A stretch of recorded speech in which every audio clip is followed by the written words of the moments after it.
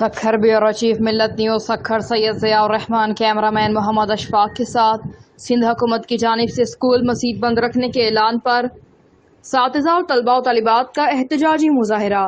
تفصیلات کے مطابق بہار کالونی کے رہائشی اسکول کے بچوں اور بچیوں نے اساتذہ اور والدین کے ہمراہ کتابوں کو زنجیروں کے ساتھ جکڑ کر تالے لگا کر پریس کلب کے سامنے احتجاج کیا۔ والدین کا کہنا تھا کہ 2 سالوں سے اسکول بند ہیں، بچوں کا مستقبل برباد ہو رہا ہے۔ ان کا مزید کہنا تھا کہ سندھ حکومت بچوں سے تعلیم چھین کر جاہل بنانا چاہتی ہے۔ والدین نے سندھ حکومت سے سوال کرتے ہوئے کہا، دیگر صوبوں میں اسکول کھلے ہیں تو سندھ میں کیوں بند ہیں؟ انہوں نے کہا کہ تعلیمی ادارے فل 4 SOPs کے تحت کھولے جائیں تاکہ بچے اپنی تعلیم جاری رکھ سکیں۔